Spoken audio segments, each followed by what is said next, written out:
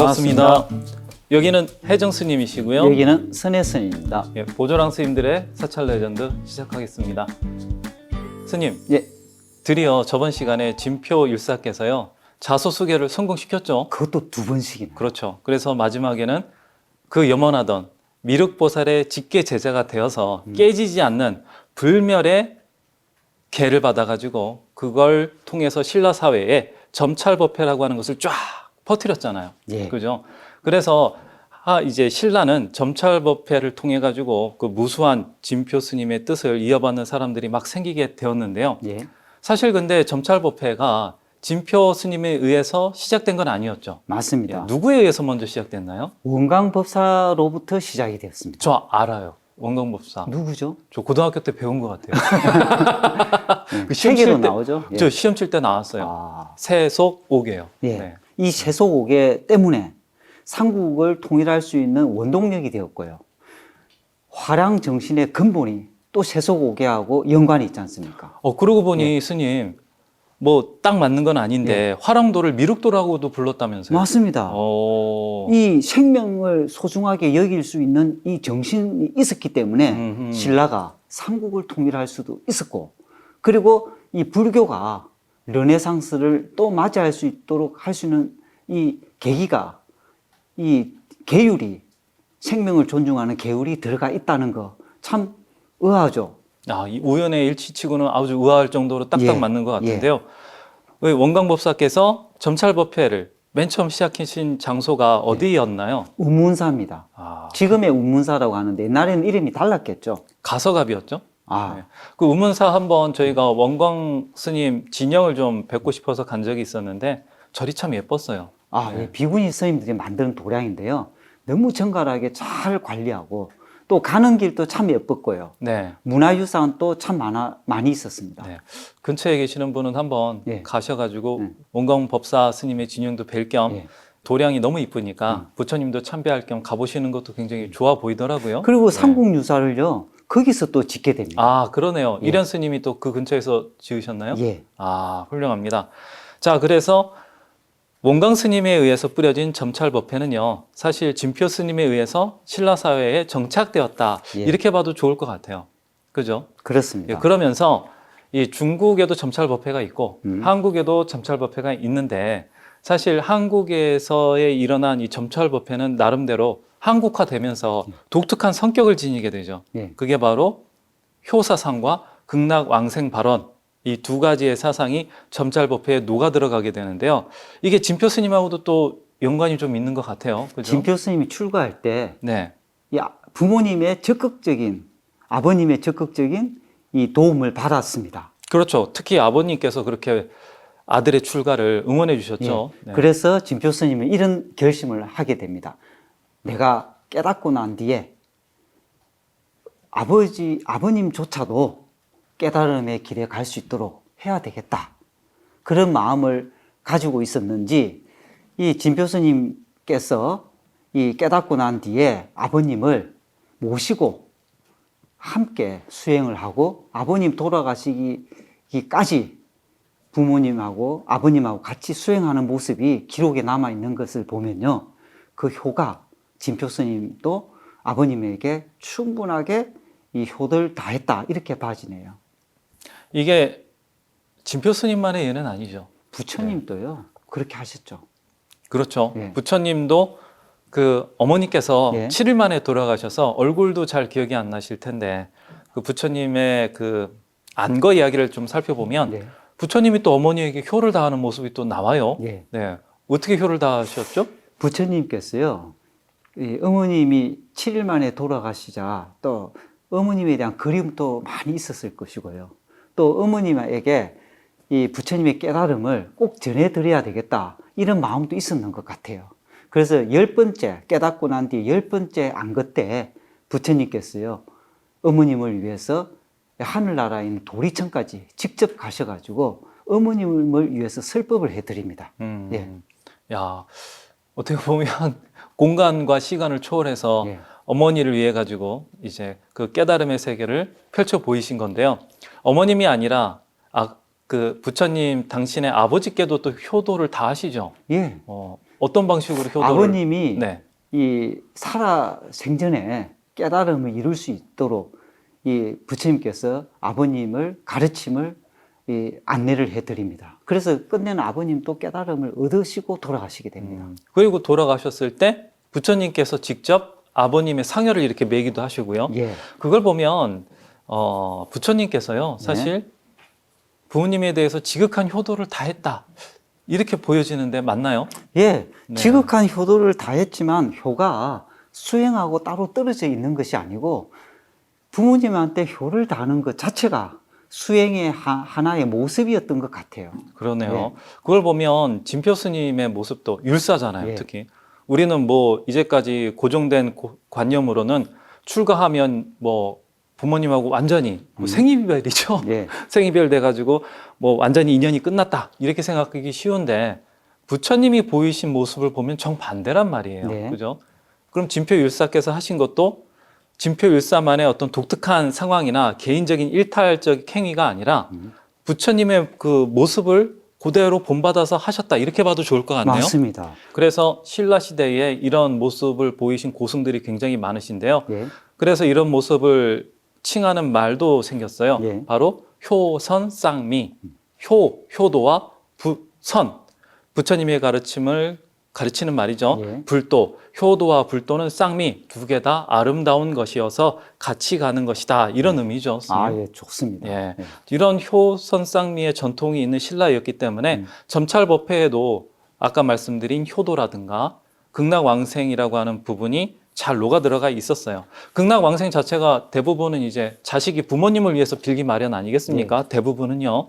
자, 그런 극락왕생의 염원이 가득 담겨져 있던 점찰법회가요.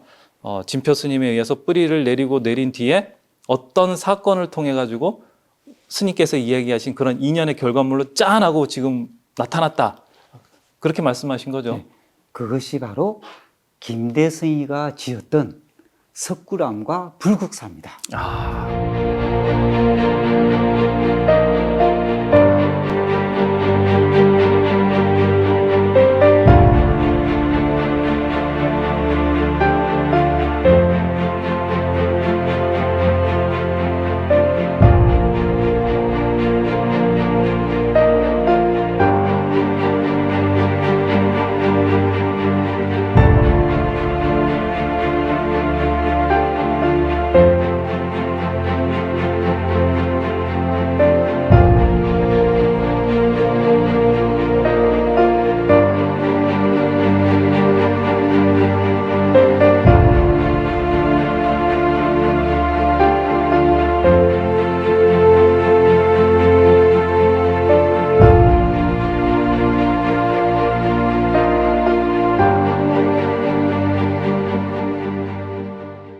불국사와 석굴암 이야기를 지금부터 좀 드려야 되겠네요. 예. 뭐 다 아시는 이야기겠지만 그래도 한번 드려보도록 하겠습니다.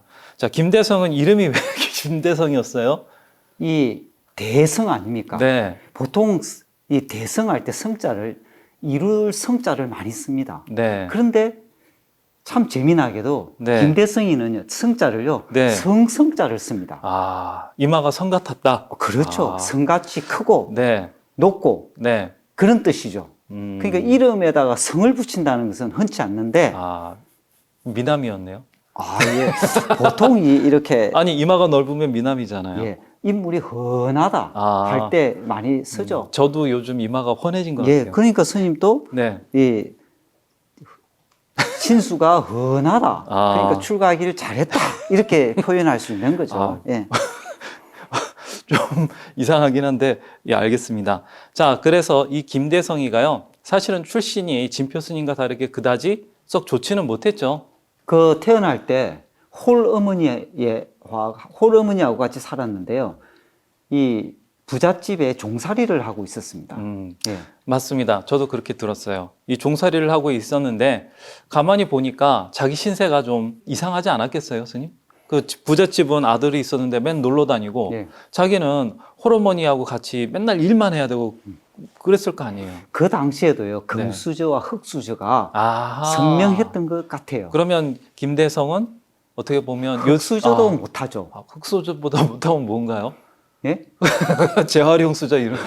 그 표현이 네, 좀 좀 거시기 한데 예, 예. 아주 안 좋긴 한데. 아주 안 좋은 신분을 타고났다. 아, 예. 그렇게 보면 되겠네요. 자, 그런데요, 당시에 신라에 흑륜사라고 하는 절이 있었어요, 스님. 이 흑륜사가 스님도 아시다시피 신라에 생긴 절 1호였잖아요. 예. 그러면 1호점은 아무래도 좀 의미가 각별하지 않겠습니까? 1호점은요, 네, 상징성이 크죠. 그렇죠. 예. 네, 이 1호점에 점찰법회를 했다는 것 자체만 해도 진표 스님의 이 점찰법회가 신라에 널리 퍼져 있었다. 이렇게도 볼 수 있겠네요. 그렇죠. 예. 이 흑륜사가 어느 정도의 지명도를 갖고 있었느냐 하면요, 당대 신라에는 10명의 성인을 딱 선정을 해가지고 그 10명의 스님을, 10명의 성인을, 성스러운 분들, 성자들을 모시기로 했는데 그 모시기로 한 절이 바로 이 흑륜사죠.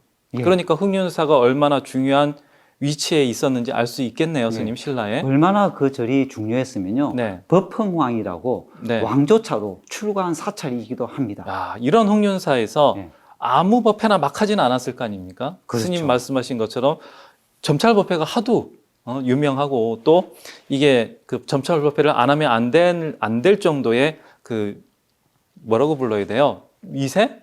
그 지명도? 어떤 그런 위치를 점하고 있다 보니까 이 흑륜사에서도 점찰법회를 하게 됐고요.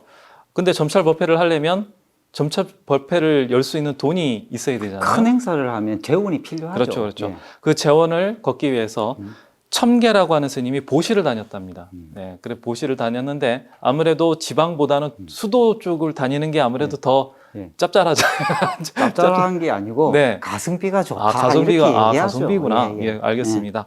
그래서 와가지고 보시를 다니는데 제일 먼저 가는 것은 부잣집 먼저 가겠죠. 아무래도 가난한 데보다는요. 아니, 큰 돈을 모으는 그렇죠, 것이 그렇죠. 좀 빠르죠. 그렇죠. 예. 그래서 부잣집을 딱 갔더니 그 부잣집 마나님이 좀 통 크게 보시를 딱 하셨나 봐요. 예. 스님, 아무래도 받은 게 있으면 말이 좀 덕담이 자연스럽게 예, 예, 막 그냥 맞습니다. 나가잖아요. 예, 예. 너무나 자연스럽게 나가지 않습니까? 그래서 청계 스님께서 덕담을 아주 잘해 주셨나 봐요. 그 덕담 중에 이런 말도 있었나 봐요. 아, 보살님 그 참 훌륭하게 보시를 잘해 주셨습니다. 보시를 이렇게 잘해 주시면 하나를 보시하면 만배를 얻게 됩니다. 이렇게 덕담을 그냥 푸짐하게 해주셨나 봐요. 아, 리얼하게 했네요. 그죠? 네. 하나가 10,000배가 된다. 만약 누가 저한테도 보시 많이 해주면요, 저도 이렇게 할 것 같아요. 할 것 같죠? 네. 근데 이 숫자의 의미는 이 보시를 정성껏 하면 보시의 공덕이 무량합니다. 이걸 이제 그 스님께서 기분이 좋아갖고 또 리얼하게 표현을 했다고 저는 생각이 듭니다. 그렇죠. 예. 그래서 그 이야기를 하던 참에 마침 어린 김대성이 그 연풀 지나가고 있었나 봐요. 이 이야기를 듣게 되죠, 스님. 예. 김대성이 어떻게 이 이야기에 반응을 하게 됩니까? 가만히 들어보니까요. 네. 자기 신세가 이 지경이 됐던 원인을 찾았던 거예요. 아, 이제까지는 예. 뭐 여기저기 동네 아저씨한테 물어보고 다녀도 대답을 못 해줬을 거 아닙니까? 예. 아저씨, 저는 왜 이렇게 힘들게 사나요? 그러면, 야, 이 꼬놈이 새끼가 다 자기 팔자니하고, 그러고 사는 거야? 이렇게 그런 말이나 들었을 텐데요. 답을 여기서 얻었다 생각한 거군요. 전생에 쌓았던 공덕이 부족했어. 지금의 내가 가난하게 살구나. 그런데 부자들은 전생에도 이 보시를 많이 해서 공덕을 많이 쌓았는데 지금도 저렇게 많은 공덕을 쌓는 거 보니까 미래도 저렇게 풍족하게 살 것은 분명한데 나는 전생에도 공덕을 쌓은 것도 없고 지금도 공덕 쌓을 것이 없다 보니까 이렇게 공공하게 살 수밖에 없구나. 그렇다면 내가 이번 생에 결심을 해야 되겠다. 어떻게 되든지 간에 나도 보시를 해서 다음 생을 기약을 해야 되겠다. 이런 생각을 한 거죠. 예. 그래서 어떻게 합니까? 그래서 어머니한테 가서 어머니, 우리가 앞으로 잘 살 수 있는 방법을 찾았습니다. 보시합시다. 하나밖에 없는 이 밭이 있는데 주식 사는 게 아니라 그 당시에는요. 네.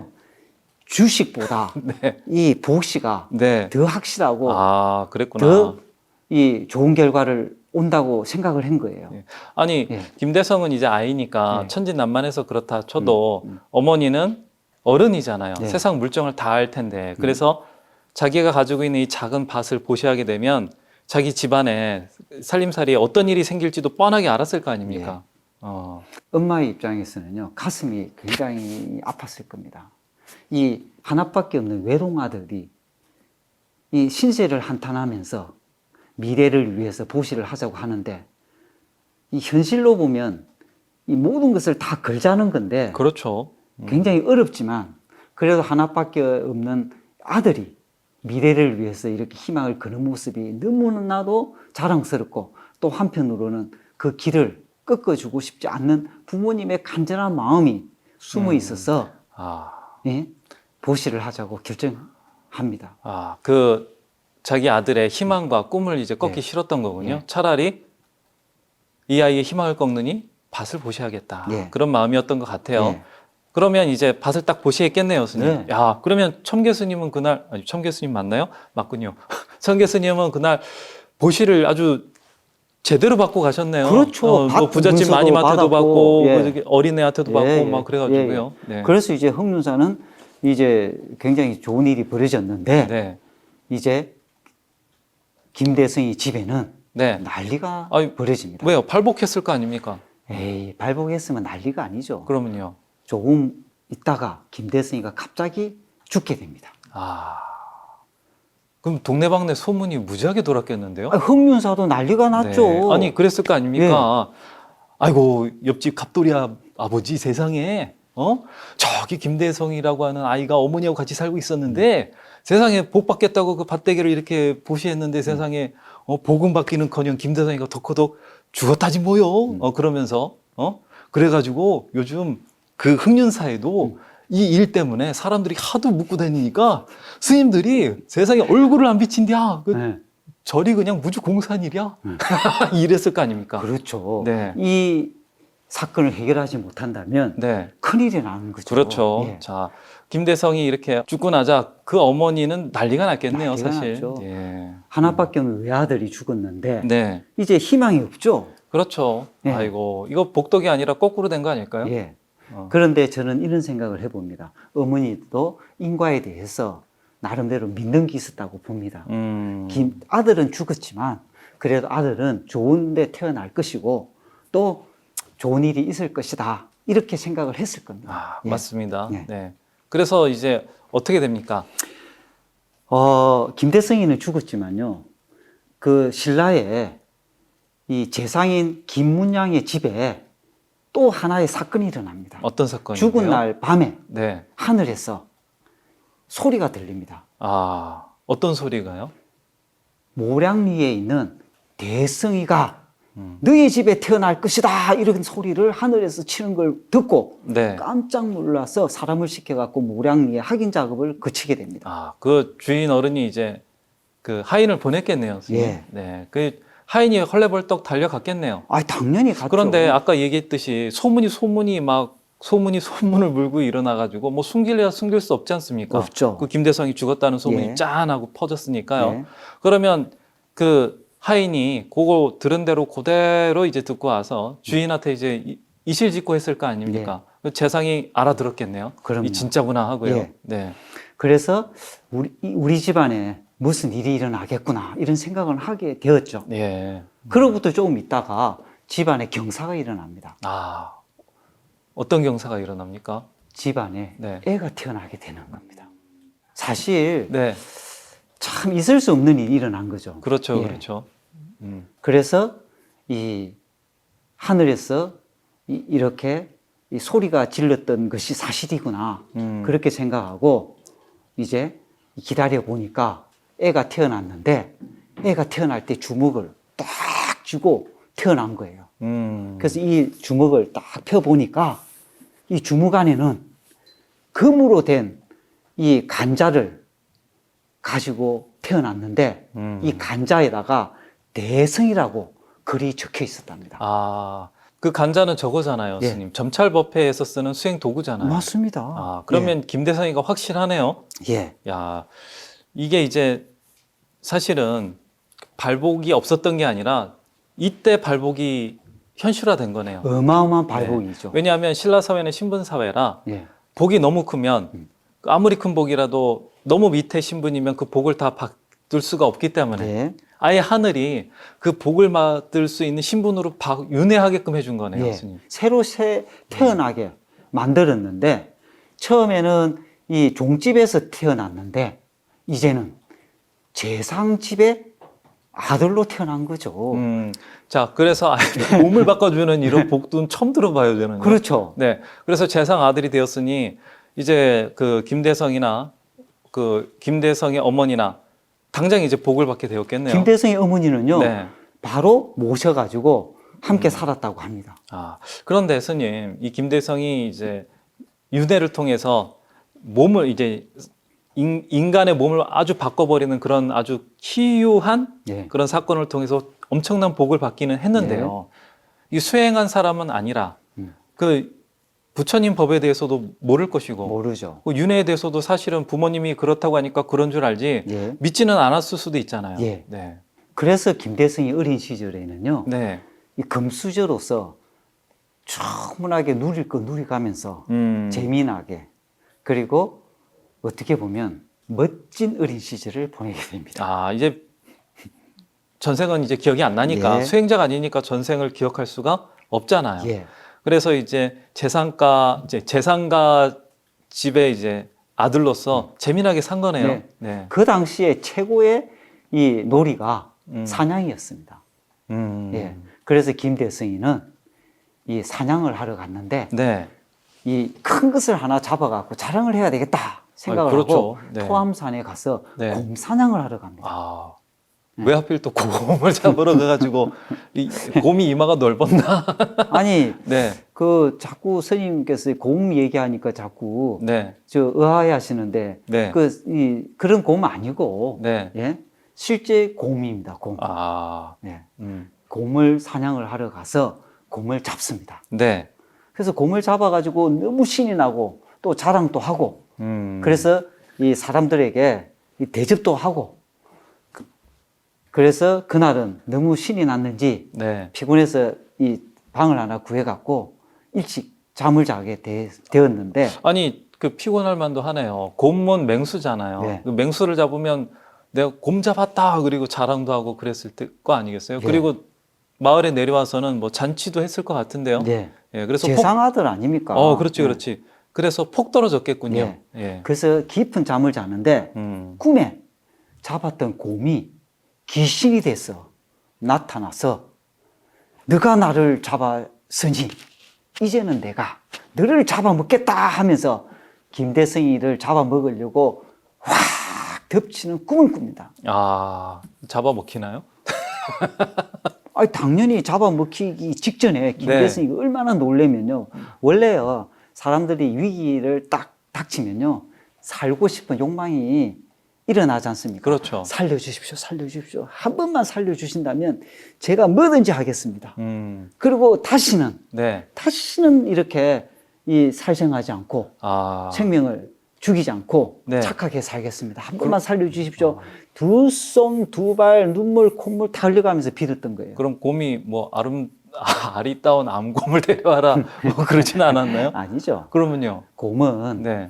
이미 죽었지 않습니까? 그렇죠. 그렇지만 이 곰도 네. 또 좋은 인연으로 이 죽으면 네. 또 그것도 공덕이 돼서 또 다음에 이 좋게 윤회할 수 있는 가능성이 높으니까 곰도 그런 역할을 했는 것 같아요.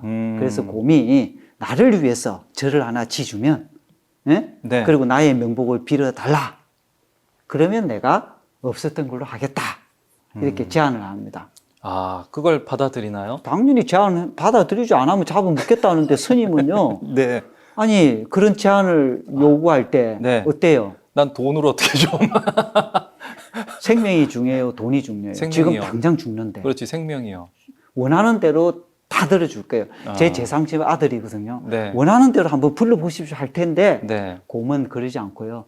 나를 위해서 절을 하나 지달라. 아, 어떻게 보면 곰도요. 참 괜찮은 곰이죠. 그렇죠. 네. 네. 빼도 박도 못하게 할 수도 있는데 그 곰 아니었다는 입장에서는 기왕이 죽은 거 예. 최고의 것을 받아내겠다 이거잖아요. 그렇죠. 네. 그래서 김대성이가 그때서 눈을 뜹니다. 생명을 통한 자각이 일어나게 됩니다. 예. 어디서 많이 들어보지 않았습니까? 아니, 잠에서 깼겠네요, 일단은. 잠에서 깼죠. 네. 그리고 나 살았다. 네. 어이구, 나 죽는 줄 알았네. 근데 정말로 살았네. 그러면서 진짜로 이제 그 절을 지으려고 생각을 했겠네요, 스님. 맞습니다. 그러면서 스님이 얘기하셨던 곰을 죽인 그 죄값을 치르기 위해서 절을 지었는데 예. 그 과정 속에서 생명이라고 하는 것에 네. 대해서 그리고 부처님의 가르침에 대해서 만나게 되었겠네요. 예, 눈을 뜨게 되는데 네. 절을 지으려면요 또 재상집 아들 아닙니까? 네. 그러니까 이 신라의 최고의 스님들도 알고 있을 거고 그 절을 짓기 위해서는 또 이 땅에 대해서도 알아봐야 되고 그렇죠. 그리고 뭐 불교에 대해서 잘 모르던 사람도 절을 지으려고 할 것 같으면 대웅전이 뭐 하는 건물이고 예. 대웅전에 계시는 부처님은 어떤 분이고 또 절을 지으려면 스님도 모셔야 되니까 네. 스님이랑 만나서 아이고 스님 절 지으려고요. 그럼 절을 왜 짓는데요? 그러면 곰을 잡았어요. 그랬을 거 아닙니까, 스님? 그럼 자연스럽게 부처님의 가르침을 들을 수밖에 없고요. 이게 바로 어떻게 보면 부처님과 인연을 맺게 해준 점찰법회의 두 번째 공덕의 물결이라고 봐도 맞습니다. 좋지 않을까요? 인과도 들었을 거 아닙니까? 네, 그렇죠, 예. 그렇죠. 그래서 이 두 번째에 또 큰 발복이 일어나게 되는 거죠. 그러니까 부모님이 해줬던 윤회 얘기는 뭐 옛날 얘기거니 예, 하고 예. 지나갔다가 자기가 실제로 이 곰을 잡고 나서 그 귀신을 만난 뒤에는 아, 윤회가 그냥 하는 말이 아니었구나. 부처님의 말씀이 그냥 뭐 재미난 옛날 이야기가 아니라 실제로 나의 삶 속에 등장하는 진실이었구나. 예. 이걸 이제 깨닫게 된 거군요. 예. 그러면서 이 김대성은 불교의 믿음을 이제 지니게 됐겠네요. 예. 아, 이제 불교가 네. 어떤 것인지, 이 불교가 중생들에게 어떤 도움을 주는 것인지, 그래서 그런지 그 이후에 김대성이는요, 네. 잘 성장해서 네. 재상이 됩니다. 야, 이것도 뭐 공덕이라면 3차 공덕의 쓰나미다. 예. 아니, 아무리 복이 많아도 바보 하면 재상 안 시킬 거 아닙니까? 당연하죠. 그러니까 신라가요. 뭐 똑똑한 머리를 하늘이 주기도 예, 했겠네요. 예. 네. 그러니까 김대성이가요, 이 복도 이런 복을 받기 위해서 죽으라 그러면요, 줄 쓰며 사람들한테 이런 복 받기 위해서 줄 한번 쓰라 그러면 어디까지 쓸 것 같아요, 스님? 서울에서 부산까지 줄 씁니다. 정말요? 예. 아. 한번 세워볼까요? 아니요.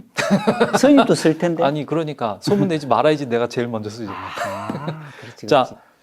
그럼 사실 만배라고 할 만하네요. 만배할 그 만합니다. 밭대기 하나로 예. 네, 이렇게 공덕을 크게 짓게 되는데요. 불교의 믿음을 지니게 된 김대성이 재상이 딱 되자 네.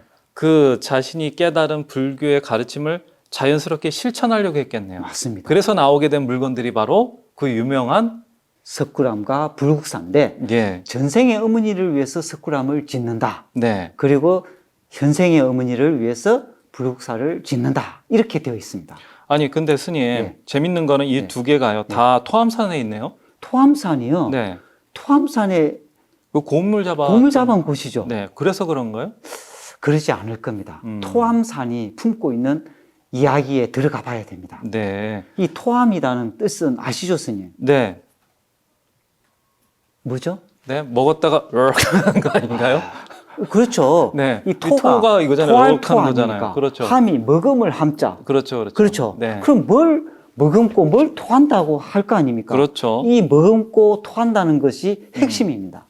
보통 이제 요즘엔 구글이 하도 발달했으니까 그걸 검색해 보면 예. 자연스러운 아름다움을 머금고 있다가 예. 우무나 이런 것으로 예. 토해낸다. 뭐 이렇게 풀이를 많이 그렇죠. 하시죠. 우무가 가려져 있다가 네, 이 아름다움이 우무가 싹 이렇게 거치면서 그 아름다움이 이 펼쳐지는 모습을 보고 와, 이게 바로 토암산의 진정한 모습이구나 이렇게 알고 있는데 그것은 자연 경관을 두고 한 토암산의 모습이고요. 네, 김대성이 재상 김대성이가 네, 인과를 거듭했던 윤회를 거듭했던 김대성의 입장에서요. 네, 이 신라 땅을 어떤 모습으로 짓고 싶었을까? 김대성의 입장에서 토암산의 뜻을 해석을 해본다면 답은 알 수 있습니다. 그러네요. 그냥 어른들의 이야기로만 생각했던 점찰법회의 인연 그리고 윤회 네, 그걸 이제 곰을 만나면서 진실이라고 깨우치게 된 김대성 정도라면 네. 뭔가 마스터 플랜이 있었을 것도 같아요. 그렇죠. 또 재밌는 건 재상 아니었어요. 재상. 맞습니다. 재상이면 그 네. 나라에 최고의 인맥을 동원할 수 있고 돈, 원하는 인맥 다 땅을 갖고 있죠. 예. 원하는 땅을 얼마든지 쓸 수도 있고 예. 뭐 그랬을 것 같은데요. 꼭 석굴암과 불국사를 한 군데 지어야 할 이유가 있을까요? 아니면 있죠. 뭐 석굴암은 더 좋은 산에 짓고 뭐 불국사는 또 다른 데 짓고 이럴 수도 있잖아요. 예. 네. 근데 꼭 쌍으로 같이 배열을 했단 말이죠, 예. 스님. 그것도 재밌는 부분 같아요. 예. 이게 다 연결되어 있을까요? 연결되어 있습니다. 그래요, 스님. 그 연결 지점이 아무래도 토암산일 것 같은데요. 예. 이 재밌는 것은요, 석굴암이 아주 세계적인 그 불교 유물 아닙니까, 스님? 예. 근데 제가 듣기로는요, 이 석굴암에 부처님이 딱 계시고요. 동짓날이 되면은 새해가 딱 밝아오게 되지 않습니까? 동짓날 해가 딱 떠오르게 되면 그 부처님의 백호 자리에 예. 있던 그 보석에서 새로 떠오른 해의 광명을 딱 받아가지고 그걸 다시 석굴암 밖에 있는 동해 바다에 그 광명을 쫙 펼친다. 예. 이런 이야기를 들은 것 같아요. 그걸 보면 바로 석굴암이라고 하는 세계에 있던 부처님의 이 광명이 밖으로 뿜어져 나가는 거잖아요. 예. 이게 토함산하고 좀 연결이 있는 것 같아요. 그것도 동지날에. 동지가 상징하는 거는요. 네, 농경사회나 태양을 모시는 나라이죠. 태양신들 그렇죠. 모시는 나라에는 네, 최고의 명절이 동지입니다.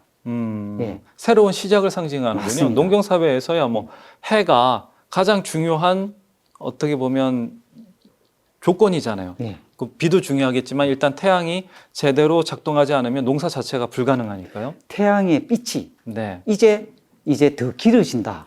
그 시작점이 바로 동지로 본다면 네, 동지가 상징하는 것은요. 네, 의미가 큽니다. 그렇죠. 새로운 시작을 알리는 것이 바로 동지고, 예. 그 동지인 날에 석굴암에서 부처님의 광명이 딱 뿜어져 나온다. 요게 바로 시사하는 것은 그 토함산하고 연결지어 가지고 생각할 수밖에 없네요. 바로 석굴암은 깨달은 자들의 세계를 상징하는 그러한 장소잖아요. 맞습니다. 석굴암 안에 들어가면요.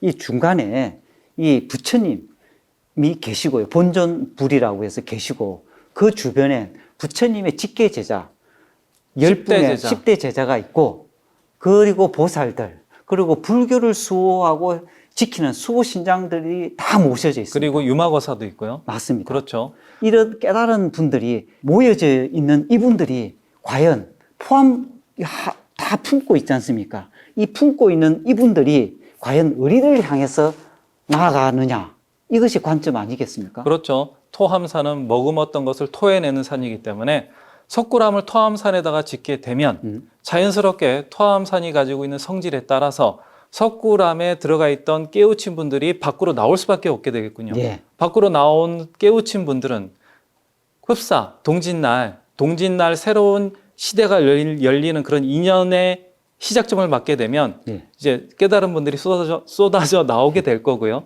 쏟아져 나온 분들은 하늘나라로 가버리시는 게 아니라 예. 아래에 있는 중생의 세계로 내려오시게 될 거고 예. 그러면 토함산 아래로 상징되는 중생의 땅에는 깨달은 분들과 중생이 함께 살아나가는 불국, 부처님의 나라가 짠하고 펼쳐질 거 아니겠어요? 그게 불국사입니다. 그래서 석굴암 아래에는 반드시 불국사가 있어야만 있어야 한다. 하는 거군요. 맞습니다. 그것도 다른 산이 아니라 반드시 머금은 것을 토해내야만 하기 때문에 토함산에만 있을 수밖에 없고요. 맞습니다.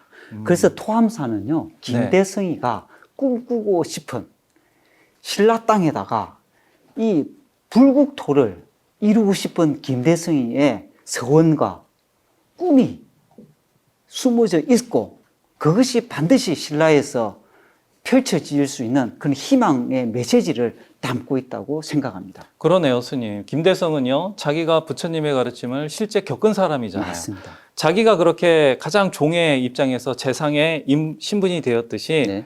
이 신라인들 모두가 자기처럼 그렇게 큰 복을 받아서 네. 부처님의 세계에서 살았으면 좋겠다라고 하는 것을 이 안에 가득 집어넣은 거겠네요. 예. 야, 근데 김대성이 그래서 죽기 전까지도 그 석굴암과 불국사의 일을 중단하지 못하고 계속 진행해 나갔던 거군요. 김대성이가 살아생전에 석굴암과 불국사가 완성이 되지 못한 채 죽습니다. 그렇지만 완성되지 못했던 석굴암 불국사는요, 국가에 의해서 작업이 계속되고 완성이 됩니다. 네. 이게 국가의 통치에 도움이 되었다라고도 예. 볼 수도 있지만 사실 김대성의 그러한 꿈을요, 당대의 신라 사람들이 모두 다 공감했던 거 아닐까요? 공감을 그래서 했죠. 재상이 자기가 가지고 있는 모든 인맥과 재력을 동원할 정도의 일을 계속 추진해 나가기 위해서는요, 그 자리를 대신하기에는 사실 왕실 말고 다른 힘은 없다고 봐도 좋잖아요. 예. 그런 걸 보면 김대성을 그 자리로 밀어 올리게 만든 점찰법회의 인연이 대단하다고 좀 느껴지기도 해요, 스님.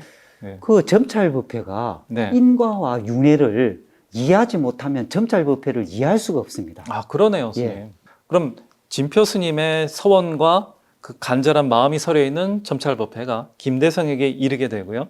그 김대성에게 이른 그 인연의 공덕은 불국사와 석굴암으로 표현이 되고, 네. 그 석굴암과 불국사는 현대의 우리에게까지도 이어져 가지고 네. 소풍날, 네. 단골로 이제 놀러 가는 그런 장소가 된 거네요. 맞습니다. 네. 이 석굴암 불국사가요, 네. 한국이 자랑할 만한 문화유산이자 불교의 자랑거리입니다. 그런데 이제는 그걸 뛰어넘어서 세계의 문화유산이자 세계의 자랑거리입니다. 아, 세계에서 돌봐줘야 되는 그런 그런데 장소가 그 되었군요. 문화유산에 이런 정신을 이해하고 이런 정신을 우리가 잘 활용을 할 수 있다면 이 문화유산이야말로 전 세계가 보고 배워야 될 최고의 정신적인 가치라고 생각합니다. 아, 스님 말씀 듣고 보니까 정말 그런 것 같습니다. 우리는 아무것도 모르고 거기에 갈 수도 있어요. 그죠, 스님? 아니, 불교를 안 믿는 분들도 많으니까요. 그렇지만 거기에 가게 된 분들은 사실 아무런 조건도, 아무런 이유도, 그런 것도 없이 그 진표 스님과 김대성이 원했던 그런 행복의 씨앗을 하나씩 하나씩 받고 오신 거나 다름없지 않겠어요? 맞습니다. 예. 그걸 보면 불국사나 석굴암에 갔을 때, 아, 아름답다, 훌륭하다, 이런 것만 보고 오실 수도 있지만, 그 우리 옛 훌륭했던 선조들이 우리 후손들을 위해서 또 같이 이렇게 한 땅에서 사는 그런 이웃들을 위해서 남겼던 그런 정신을 한 번쯤 맛보고 오는 것도 의미가 있을 것 같아요, 스님. 맞습니다. 자, 게을로서 세상을 바꾼다는 게 이렇게 멋진 석굴암과 불국사로 표현됐다는 게 좀 신기하기도 합니다. 네. 계율로서요, 불국토를 만들겠다. 계율로서 대승보살도를 실천하겠다. 계율로서 보살이 되어서 온 중생을 지키고 사랑하고 보호해 주겠다. 이 멋지지 않습니까? 아, 멋져요, 선생님. 예. 멋집니다. 아, 훌륭한데요. 그 정신이 네. 바로 석굴암에 불국사에 남아서 오늘날 우리에게 전해주고 있다는 것만 생각해도 가슴이 좀 뜨겁지 않습니까? 뜨거워지네요. 예. 그럼 언젠가는 그 토암산이 사라지지 않는 한 예. 언젠가는 불보살님들이 세상에 쏟아져 나올 거고요. 예. 이 땅에는 반드시 불국이 펼쳐지고야 말겠네요. 맞습니다. 예, 그 기대가 됩니다. 가만히 있으면 되나요? 그때까지 우리도 그런 네. 이 불보살님이 올 수 있도록 우리도 열심히 준비해야 되지 아, 않겠습니까? 그냥 가만히 있으면 안 돼요? 안 됩니다.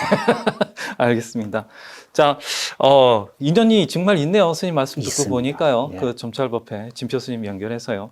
자, 이 계율을 통해서 세상을 바꾼 스님, 진표 스님 이야기를 잘 들어봤는데요. 계율을 통해서 세상을 바꾼 스님은 또 계세요. 그죠? 예. 원광 스님 계시잖아요. 한국의 점찰법회를 제일 먼저 열었던 스님 이야기죠. 그렇죠. 예. 그 원광 스님도요, 이야기가 굉장히 재밌는 게 맞죠. 많습니다. 자, 원광 스님은 어떻게 또 이 세상을 바꾸려고 하셨을까? 그 계율하고 또 관련이 있을까? 또 궁금해지기도 합니다. 궁금합니다. 네, 그 얘기는 다음 시간에. 예, 근정하셨습니다.